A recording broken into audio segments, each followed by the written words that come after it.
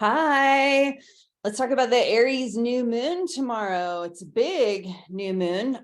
It's the second Aries new moon in a row. So the last one we had last month in March was at 0 degrees. It was right after the spring equinox, right after the sun moved into Aries, and then the moon joined for the Aries new moon at the very beginning degrees of Aries. And then now this time we have a second Aries new moon at the very last degrees of Aries, 29 degrees Aries, right? So every pie slice of the astrology chart, every archetype, every sign has 30 degrees within it. So anyways, we're having a lot of new moon Aries energy, and Aries is that warrior, protector, in service to others, type of fire sign. It takes action. It's individuating, learning its own strength, confidence, and then it wants to use that strength to protect, right? So that's the energy available to us at this Aries new moon.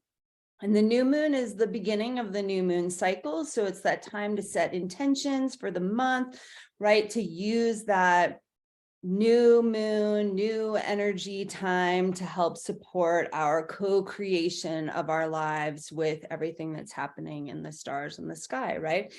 So also this one is a solar eclipse, which is really exciting. I can't see it where I am located in Colorado. You can't see it in the United States. It's visible more down in like Indonesia and Australia, which actually I'm going to share my screen and show you this awesome website if you're not familiar with it, called timeanddate.com. Again, you can see that up here, timeanddate.com, an eclipse. And so here, if you go to the eclipse information, there's an eclipse map, plus there's all kinds of stuff about the eclipses. So if you're in Australia, Indonesia, the Philippines, all this kind of area, you could be seeing this total solar eclipse. So the total eclipse part is in the red.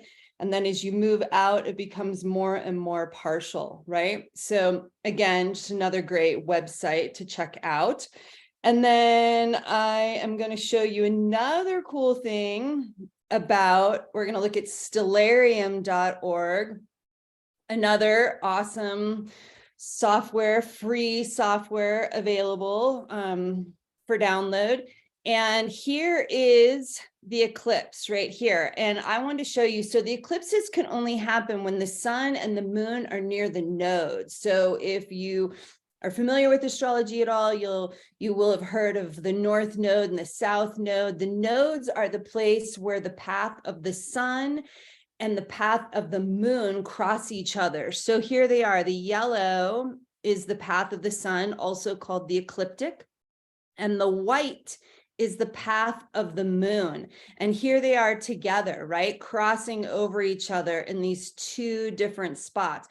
And that's what makes the eclipse possible. So every new moon, we don't have an eclipse, right? Because the moon might be a little below the sun from our view or a little above the sun from our view. But when they're right together, that's when we can have this solar eclipse. Same thing for the lunar eclipse, which is coming in a couple of weeks, is only happens at the path of the sun and the moon cross over each other. And a cool thing I learned from Gemini Brett, who's an amazing astrologer, astronomer, highly recommend following him, checking his stuff out.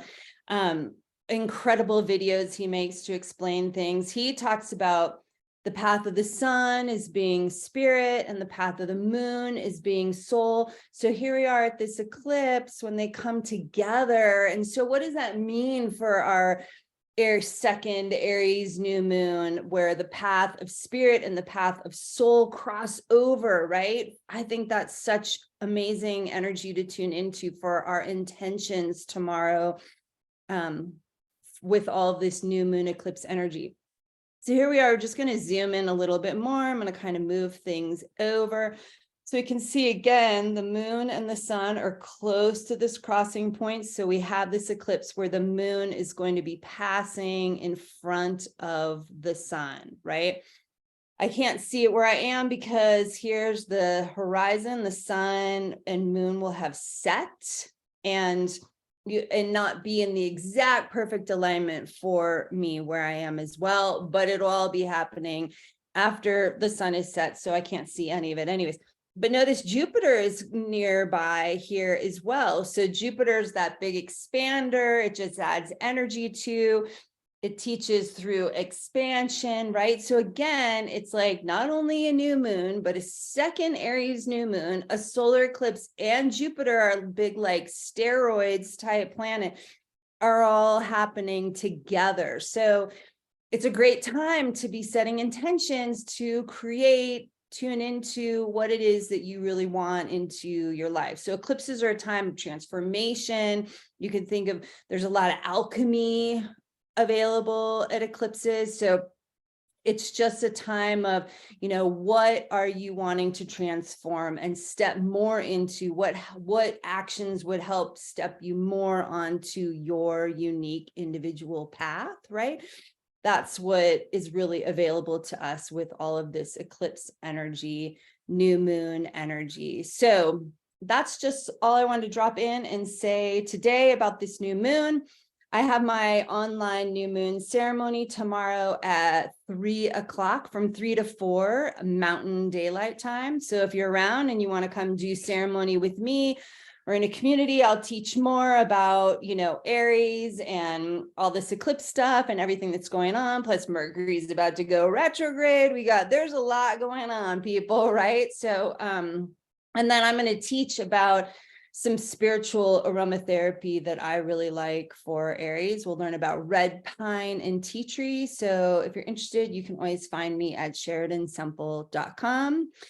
All right, thanks. Wishing you well for all of this new moon eclipse energy, and always wishing for your intentions to come into manifestation. All right, thanks.